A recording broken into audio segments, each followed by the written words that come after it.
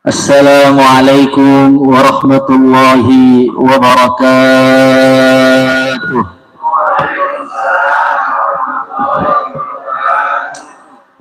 Innal hamdalillah nahmaduhu wa nasta'inuhu wa nu'minu bihi wa natawakkalu alayhi ونعوذ به من شرور أنفسنا ومن سيئات أعمالنا من يهده الله فلا مضل له ومن يضلله فلا هادي له أشهد أن لا إله إلا الله وحده لا شريك له وأشهد أن سيدنا ومولانا وحبيبنا محمدا عبده ورسوله اللهم صل وسلم وبارك على سيدنا محمد وعلى آل سيدنا محمد قبل كل كلام اللهم صل على سيدنا محمد عند كل كلام اللهم صل على سيدنا محمد بعد كل كلام اللهم صل على سيدنا محمد عدد الأسماء والأبصار اللهم صل على سيدنا محمد عدد ما وسعه علم الله قال الله تعالى في كتابه الكريم قل بفضل الله وبرحمته فبذلك فليفرحوا هو خير مما يجمعون وقال عليه الصلاة والسلام كل أمتي يدخلون الجنة إلا من أبى قيل ومن يأبى يا رسول الله صلى الله عليه وسلم قال رسول الله صلى الله عليه وسلم من أطاعني دخل الجنة ومن عصاني فقد أبى. Para ulama, para umara, para hadirin, para hadirat yang kami hormati, yang kami muliakan.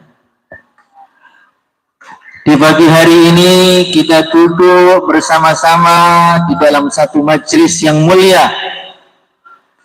Kumpul antar umat Islam dalam keadaan saling cinta mencintai karena Allah Subhanahu wa taala.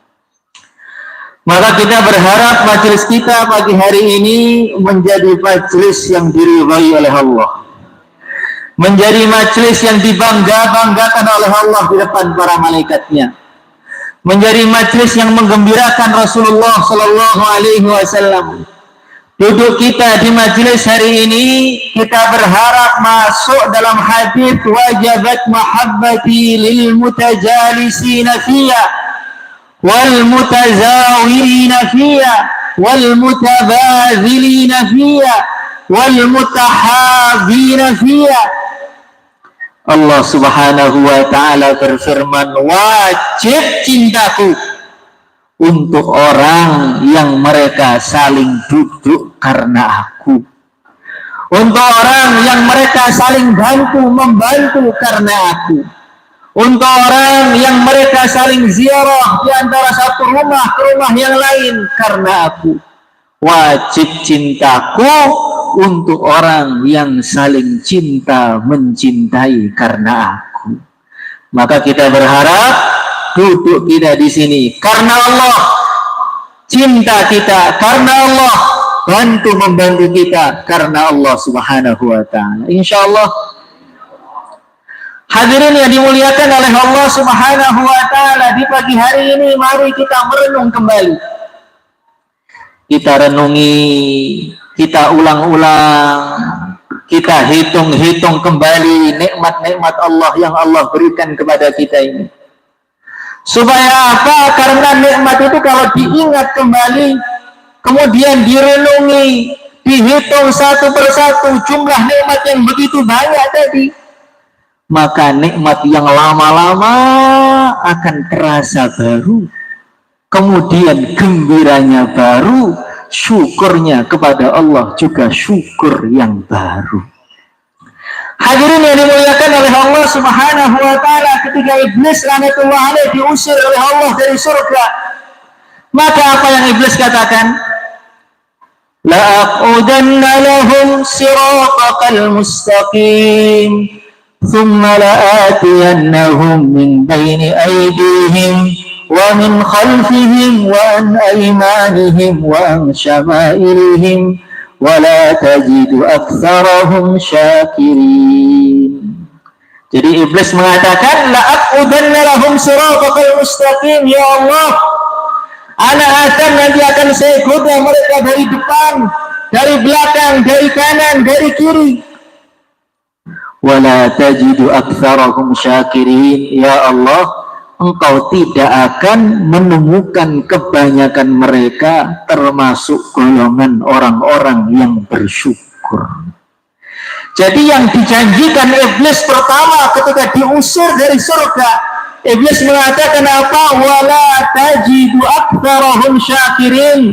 Ya Allah, nanti Engkau lihat anak Adam itu jarang di antara mereka yang bersyukur kepada nikmat-nikmatnya. Maka sebagian ulama mengatakan, kenapa iblis itu mengatakan seperti itu? Kenapa?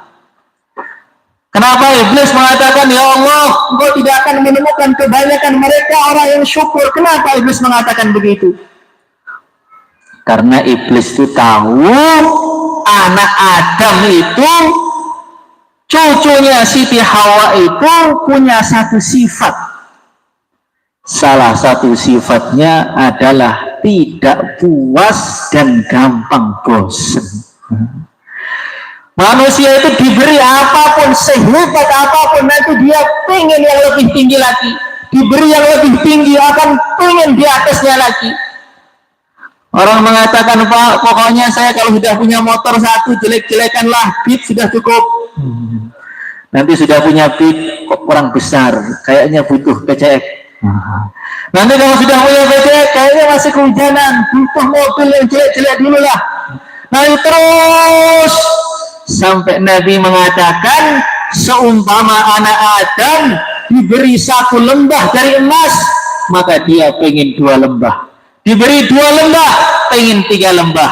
Diberi 3, pengen 4, pengen 5, nggak akan pernah puas. Sampai nanti mulutnya ditutup pakai debu, yaitu ketika datang Israel baru puas. Hadirin yang dimuliakan oleh Allah Subhanahu wa taala, nikmat itu kalau baru datang. Nikmat itu kalau baru datang. Tadi pagi dibeli motor baru dari dealer, atau beli mobil baru, atau rumah baru, atau istri baru. Perkara itu kalau baru, likulli jadidin ladzid. Perkara itu kalau baru ada kelezatan yang tidak bisa diwakilkan oleh apapun. Rasanya itu beda kalau baru. Nanti kalau sudah agak lama, nikmatnya berkurang. Agak lama lagi, mulai biasa. Agak lama lagi, bukan biasa lagi, bosan. Bukan bosan lagi, nikmat yang datang bahkan terasa seperti ujian. Ketika datang awal-awal musim hujan setelah kemarau beberapa bulan, maka orang-orang gembira, alhamdulillah hujan datang, udara sejuk, semua orang mandi hujan di luar, senangnya masya Allah. Jadi kalau hujan sudah datang setiap hari, sudah agak biasa. Nanti kalau hujan datang sudah 3 bulan, sudah mulai agak risih. Kalau hujan terus menerus, nanti ketika datang hujan, maka hatinya dongkol, kok hujan lagi. Itulah manusia. Kalau orang baru punya anak pertama, yang baru nikah punya anak pertama, Masya Allah, gembiranya luar biasa. Ketika istrinya nyerahkan testeknya ke suaminya, ada garis 2, wah langsung sujud syukur. Dicium itu perut istrinya, gembira, Masya Allah, nikmat Tuhan mana lagi yang kamu dustakan. Bikin syukuran, diceritakan ke teman-temannya, bikin status, alhamdulillah, semoga anak saya jadi anak soleh, anak baik, gembira. Coba orang-orang yang sudah punya anak 5, tiba-tiba istrinya datang, Pak, saya hamil, Pak. Loh, kok bocor tuh gimana? Nggak ada senangnya, malah sedihnya luar biasa. Cari obat biar gugur. Jadi kalau nikmat itu baru datang memang lezat. Kalau sudah biasa nanti terasa biasa. Kalau sering bahkan kadang-kadang akan terasa seperti ujian dari Allah Subhanahu wa taala. Orang kalau baru akad nikah, saya terima nikahnya dengan mas kawin tersebut, qabiltu nikahaha wa tazwijaha bil mahril madhkur halan. Langsung halal. Mukanya senyum, seharian tuh senyum terus. Semua kekurangan istrinya tampak menjadi keistimewaan. Sampai kentutnya pun wangi. Menurut pengantin baru. Semua kekurangannya, Masya Allah, tampak keindahan. Istrinya yang hitam, tapi manis hitamnya itu. Dia puji-puji kepada istrinya, wahai istriku, walaupun kamu hitam, tapi hitammu itu beda. Hitam kamu tuh hitamnya Hajar Aswad. Di Mekah itu ada batu hitam, gak ada indah-indahnya, namanya Hajar Aswad. Tapi orang perebutan mati-matian untuk nyium Hajar Aswad tadi. Sampai orang-orang Madura biasanya itu ada jasa nyium Hajar Aswad. Sekali nyium bayarnya 200 real, 800 berapa ribu itu, 1 juta lebih sekali cium. Maka dia mengatakan pada istrinya, walaupun kamu tuh hitam mirip Hajar Aswad, baru melihat pengennya nyosor terus. Ini pengantin baru, istrinya belum minta langsung dikasih.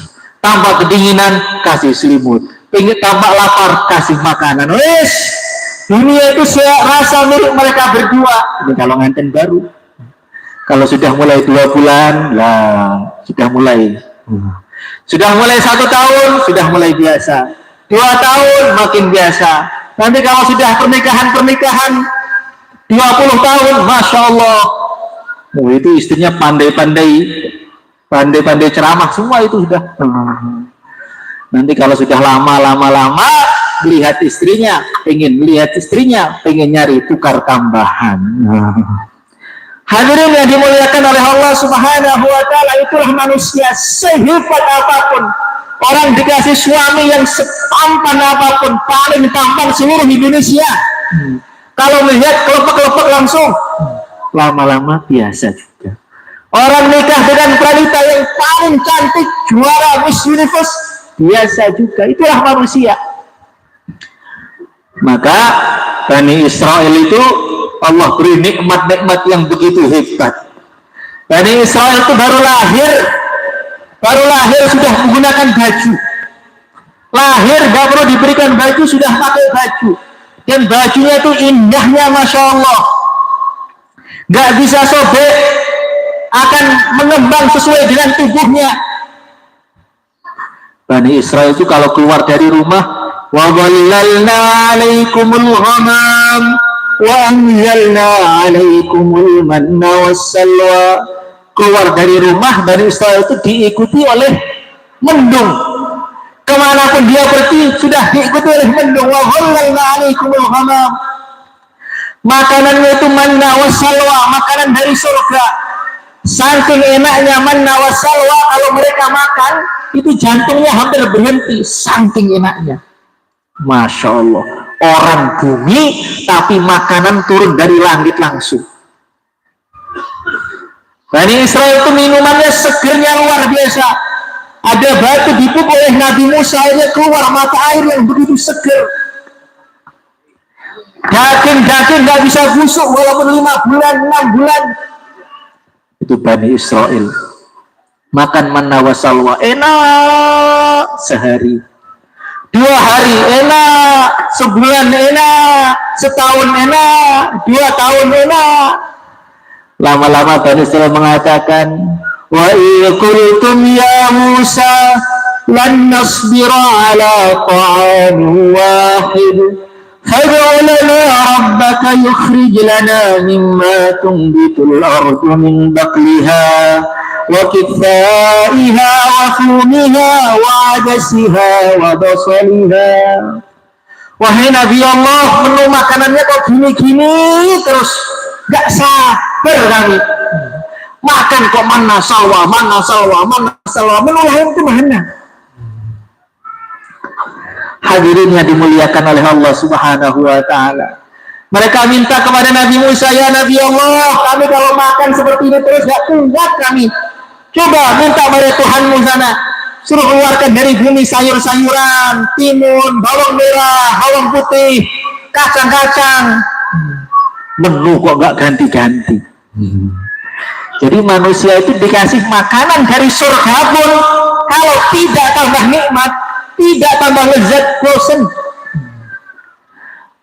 Maka para ulama mengatakan di surga itu nikmatnya setiap saat dinaikkan, setiap saat dinaikkan. Wajahnya ditambah cantiknya, suaminya ditambah gantengnya, per hari tambah ganteng, tambah cantik, tambah wangi.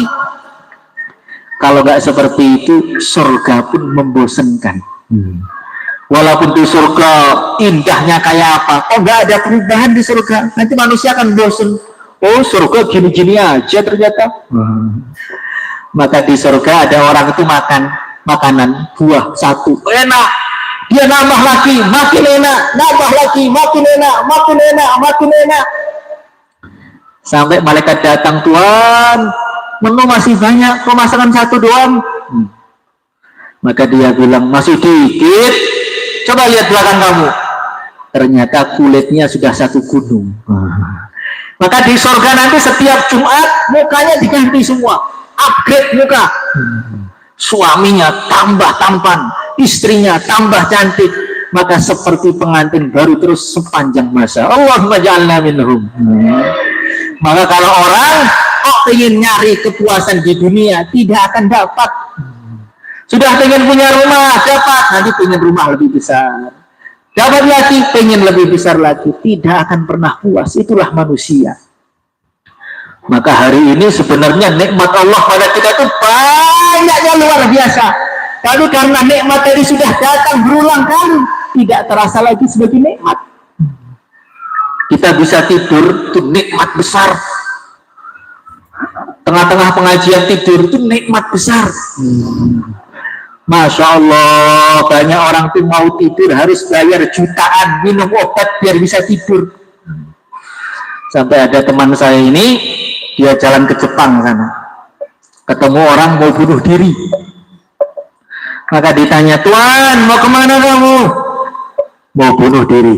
Loh, kenapa bunuh diri? Nggak punya harta. Oh, harta saya banyak, mobil saya berapa puluh, rumah saya berapa, harta saya berapa miliar, berapa ratus miliar. Nah, kenapa Tuan kau ingin bunuh diri? Nggak tenang, saya sudah minum obat biar bisa tidur. Saya 2 bulan itu loh nggak bisa tidur. Sudah minum obat tidur, nggak tidur-tidur. Saya minum apa biar bisa tenang, nggak tenang-tenang. Sudah, mati aja. Dunia nggak menarik. Kurang kaya raya ini. Akhirnya oleh teman saya tadi diajak, ayo Pak ke masjid sebentar, kita dengar taklim, baca hadis-hadis Nabi, baca sabda-sabda Nabi, firman-firman Allah, nasihat-nasihat para ulama. Akhirnya mau datang ke masjid, baru dibacakan taklim itu. Bismillahirrahmanirrahim. Qala Rasulullah SAW, Nabi bersabda, langsung tidur dia. Obat mujarab untuk tidur itu mendengarkan hadis Nabi ternyata. Langsung tidur, bangun seger. Kamu kasih saya doa apa ini? Ini enggak doa Pak, ini ketenangan. Jadi orang yang kaya-kaya itu kadang-kadang mau tidur aja perlu jutaan. Kita nggak perlu, itu nikmat besar. Maka diteruskan tidurnya insya Allah. Hadirin yang dimuliakan oleh Allah Subhanahu wa Ta'ala. Maka nikmat-nikmat Allah ini kita renungi satu persatu. Allah beri saya nafas. Banyak orang kalau kita ke rumah sakit nggak bisa nafas. Oksigen aja 1 tabung nggak tahu berapa harganya itu.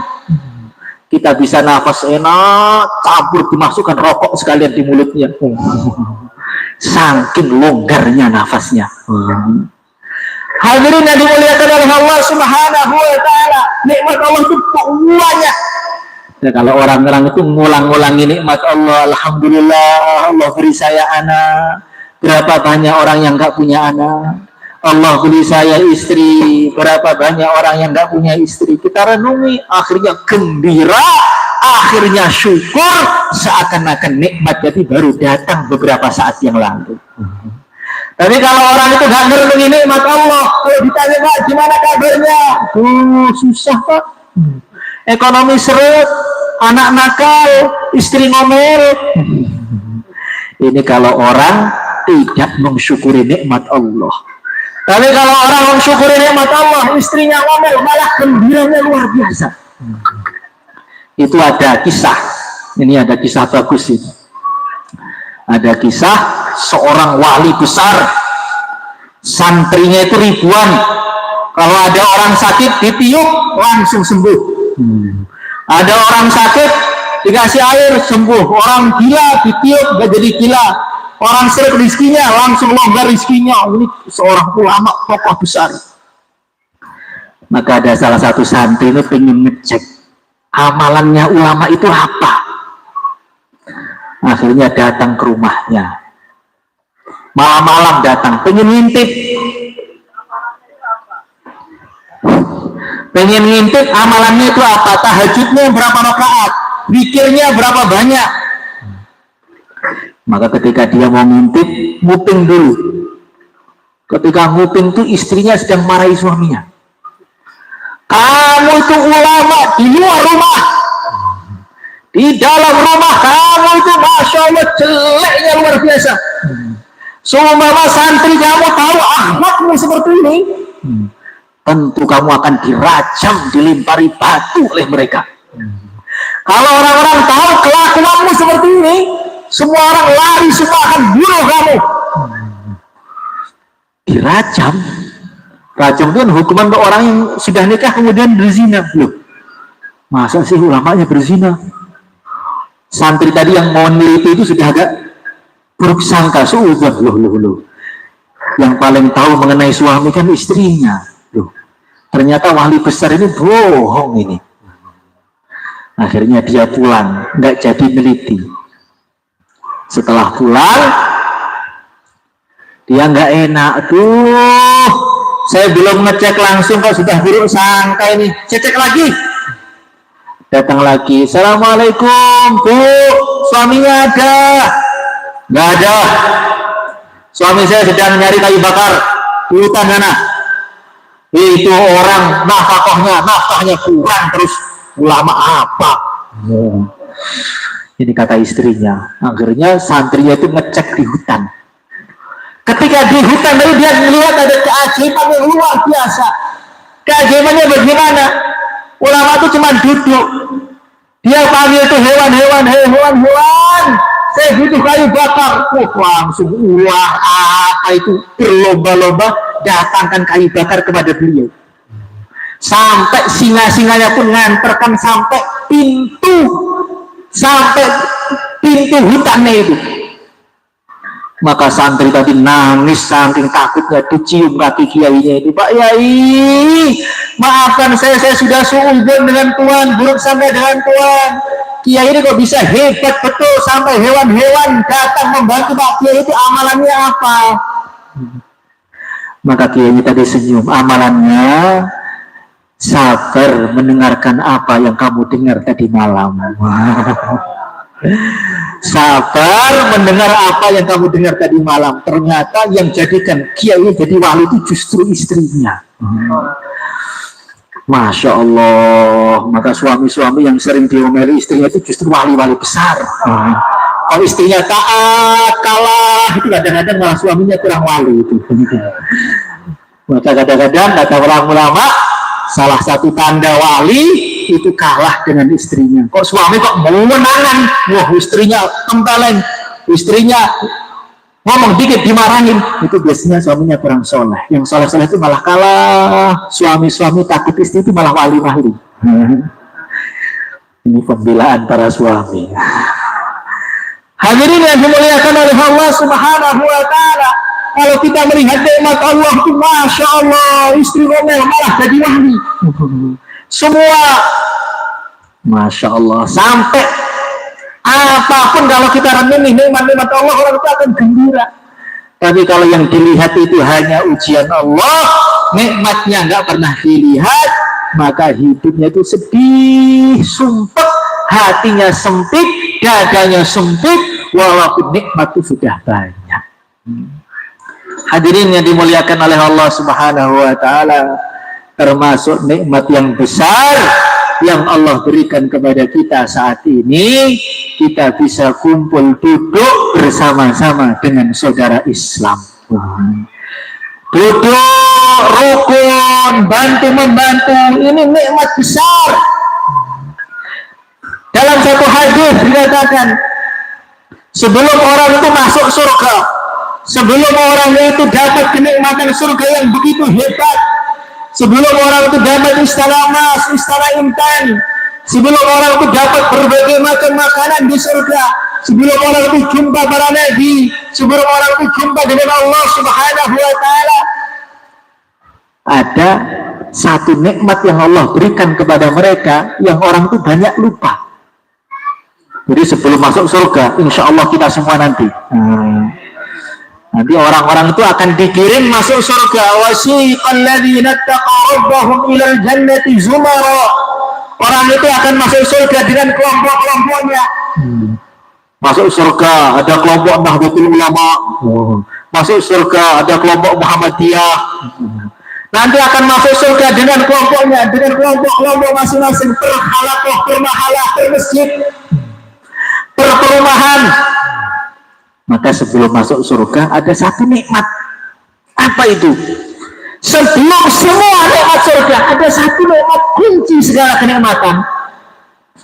Dalam satu hadis mereka itu datang, di bawah ada pohon besar di surga itu.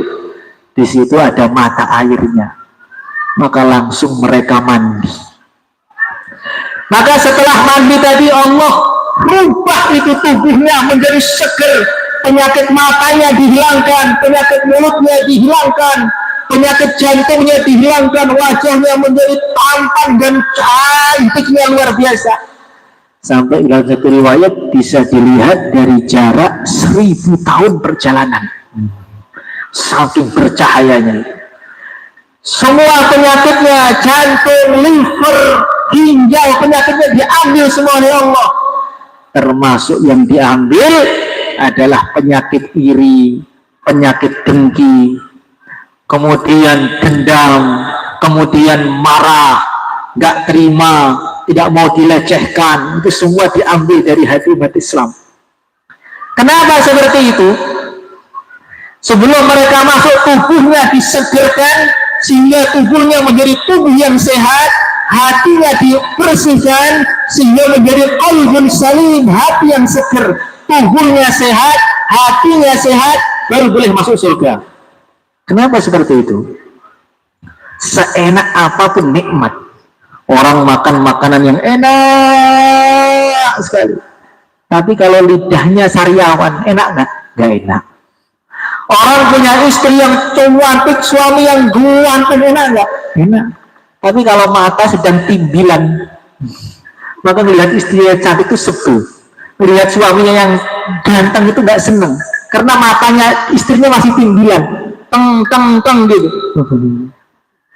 Kalau orang kakinya sedang bengkak, karpet yang empuk pun diinjak tanpa kasar. Maka di surga lidahnya itu disegerkan, biar nikmatnya sempurna. Matanya disegerkan, tangannya disegerkan, kakinya disehatkan, termasuk hatinya pun irinya, dendamnya dihilangkan. Orang itu walaupun punya rumah bagus,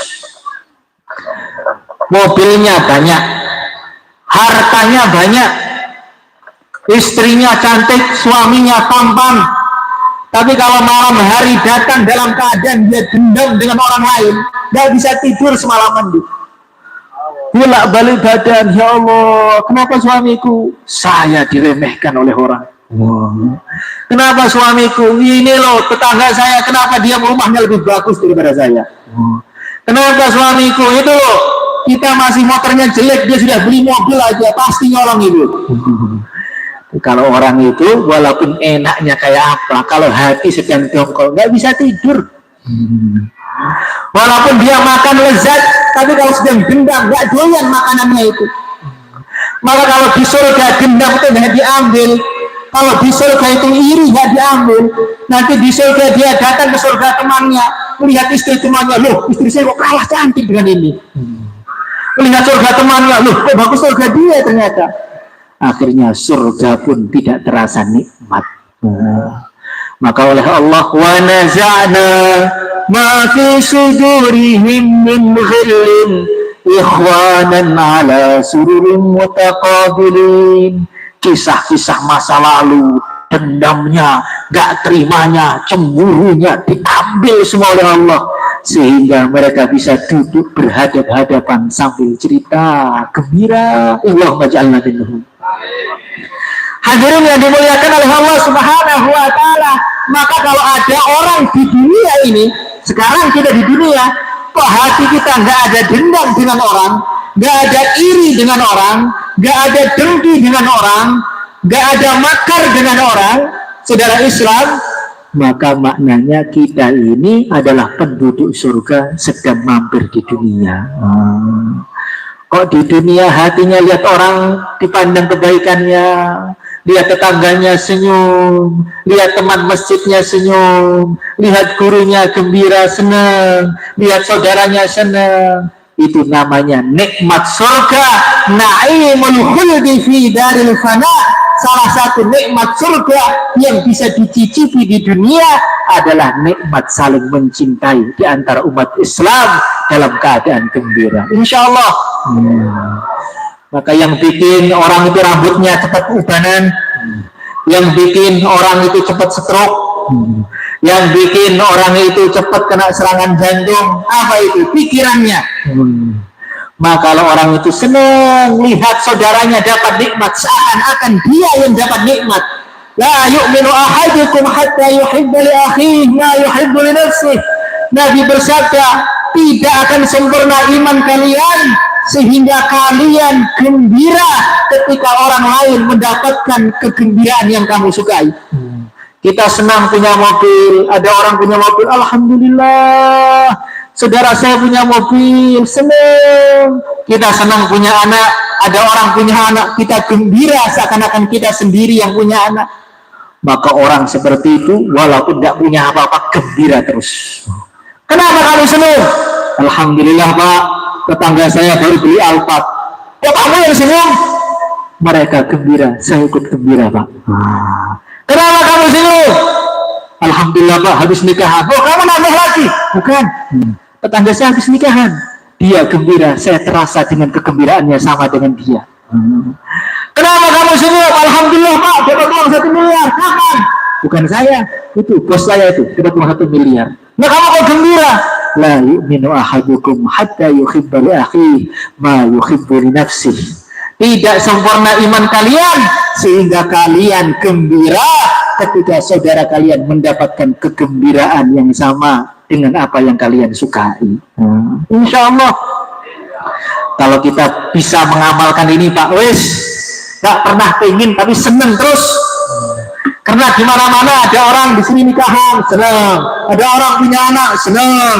Ada orang bikin acara, senang. Ada orang punya motor, senang. Wis senang terus. Maka walaupun dia nggak punya apa-apa, tapi rasanya seakan-akan dia punya dunia dengan segala isinya. Alhamdulillah, insya Allah. Ada Pak polisi naik pangkatnya, senang. Seakan-akan kita jadi polisinya. Ada orang jadi presiden, senang. Seakan-akan kita presidennya. Enak itu, gak perlu pemilu, sudah gembira terus. Hadirin yang dimuliakan oleh Allah Subhanahu wa Ta'ala. Namanya dunia itu pasti ada orang yang gak cocok, itu pasti ada. Ada orang yang membuat hati kita sakit hati, itu pasti ada. Namanya dunia. Ada orang tuh diuji berantem dengan saudaranya. Ada orang tuh diuji gak cocok dengan orang tuanya.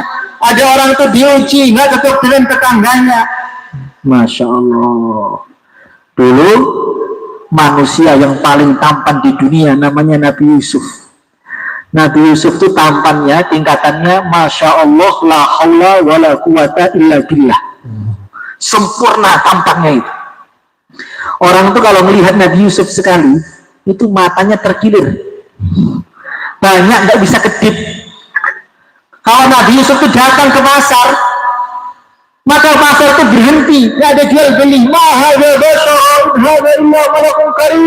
Ini bukan manusia, malaikat. Jadi kalau Nabi Yusuf itu ke pasar, Nabi Yusuf sudah pulang dari pasar, orang-orang itu masih diam di tempat, kadang-kadang sampai larut malam baru bisa pulang. Saking tampannya Nabi Yusuf. Nabi Yusuf kalau datang isi pengajian di sini sudah itu, ibu-ibu sampai besok nggak bisa pulang. Bahkan dalam banyak riwayat, falamma ra'ainahu akbarnahu. Orang-orang itu kalau melihat Nabi Yusuf, orang yang belum waktunya datang bulan langsung datang bulan. Saking tampannya Nabi Yusuf. Suaranya enak sekali. Sampai orang-orang itu dengar Nabi Yusuf ngomong itu, ngelamun apa namanya, merenung keenakan suaranya itu sampai beberapa minggu gak dia makan, saking enaknya. Suaranya bagus, wajahnya tampan sempurna, orangnya sangat soleh, akhlaknya sangat baik. Anak Nabi, kakeknya Nabi, buahnya lagi Nabi, Nabi Yusuf, Nabi Yakub, Nabi Ishak, Nabi Ibrahim. Anak Nabi, Rasul semua. Kurang hebat apa? Orang yang seperti itu loh, masih punya masalah. Ditangkap oleh keluarganya, saudaranya sendiri. Dalam satu riwayat dibanting, bahkan dilempari batu, bahkan dibuka bajunya, dibuang dalam sumur. Setelah dalam sumur keluar jadi budak. Ketika jadi budak digoda majikannya, dituduh goda majikannya, dipenjara lagi. Masya Allah, kurang apa itu? Maka Nabi Yusuf yang sudah datang ujian bertubi-tubi, dipukuli, dimasukkan sumur, dituduh dan majikannya, dipenjara. Ketika beliau sudah menjadi Perdana Menteri, sudah menjadi orang yang sangat berwibawa, kaya raya, semua orang tunduk, saudaranya datang butuh kepada dia, memohon-mohon, mengemis-ngemis kepada beliau untuk membeli makanan kepada beliau. Sebenarnya waktu yang paling tepat untuk balas dendam. Tapi Nabi Yusuf mengatakan apa? La tathriba alaikumul yawm yaghfirullahu lakum wa huwa arhamur rahimin. Wahai saudaraku, gak usah takut, masa lalu itu sudah saya hapus semua. Saya tidak akan mencaci maki kamu sedikit pun sekarang sampai kapanpun saja. Yaghfirullahu lakum, bukan hanya dimaafkan, yaghfirullahu lakum. Wahai saudaraku, saya doakan kalian semoga Allah ngampuni dosa kalian. Maka bagaimana sikap kita kepada orang yang menyakiti kita?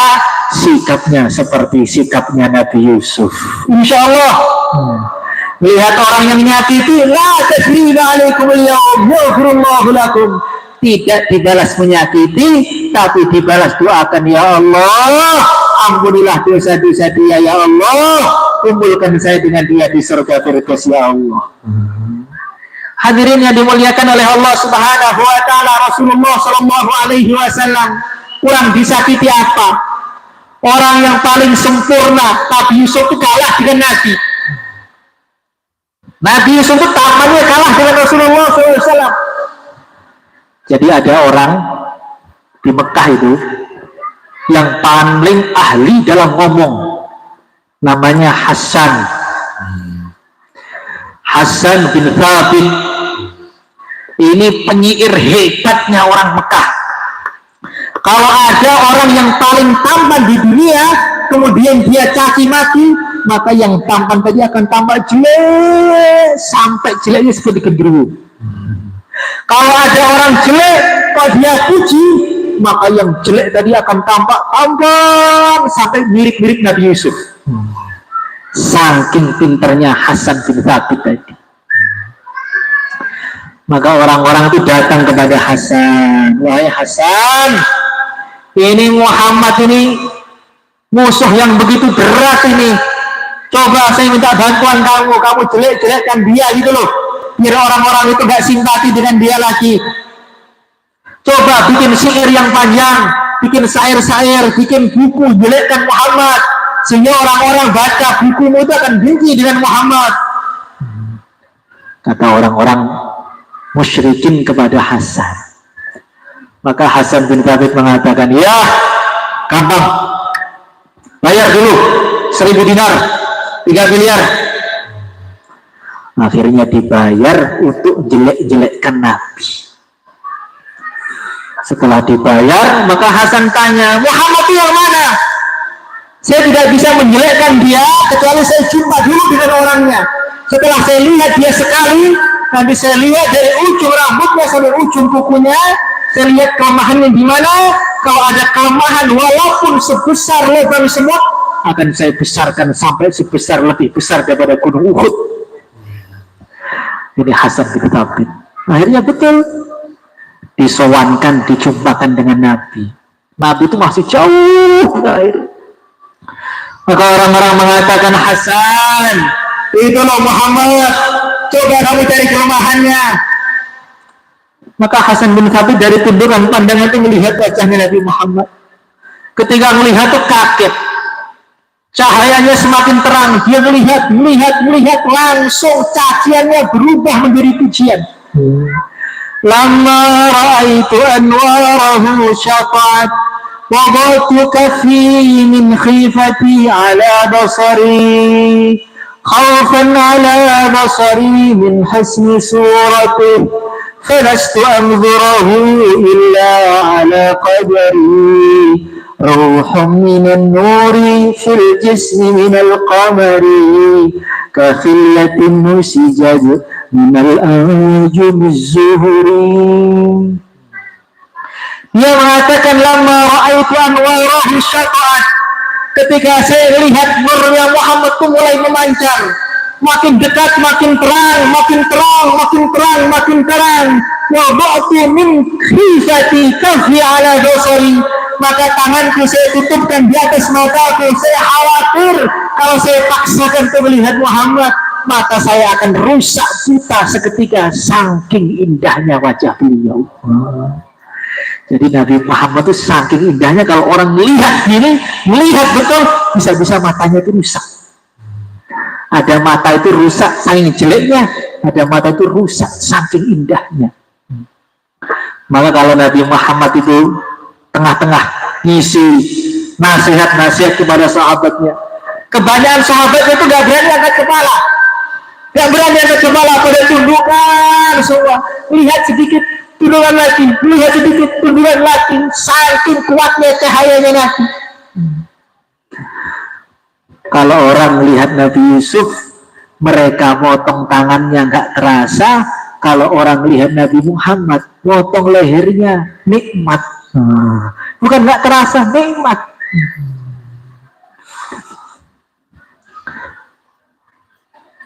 Masya Allah. Insya Allah. Hadirin yang dimuliakan oleh Allah Subhanahu Wa Taala, maka majelis kita yang mulia ini masih panjang, itu sudah banyak waktunya. Majelis kita yang mulia ini, kita berharap semua yang di sini kumpulnya karena Allah, berpisah karena Allah, saling mencintai karena Allah, rukun semua.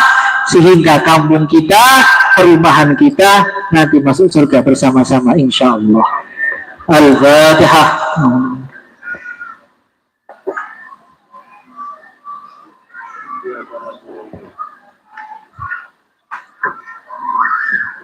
Allahumma salli ala Sayyidina Muhammad wa ala ali Sayyidina Muhammad kama sallaita ala Sayyidina Ibrahim wa ala ali Sayyidina Ibrahim fil alamin innaka Hamidum Majid.